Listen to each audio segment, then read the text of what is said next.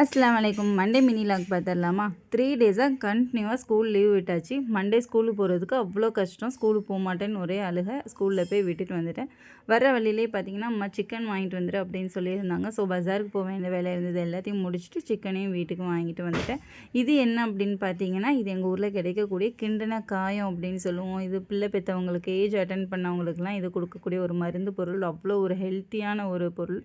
இது வந்து சென்னையிலலாம் கிடைக்குமா அப்படின்னு தெரியல. மாமி வந்து வாங்கி கேட்டிருந்தாங்க. ஸோ சென்னைக்கு பார்சல் அனுப்பலாம் அப்படின்னு சொல்லிட்டு முன்னாடியே நாங்கள் வந்து ஆர்டர் பண்ணி வாங்கி வச்சுருந்தோம்.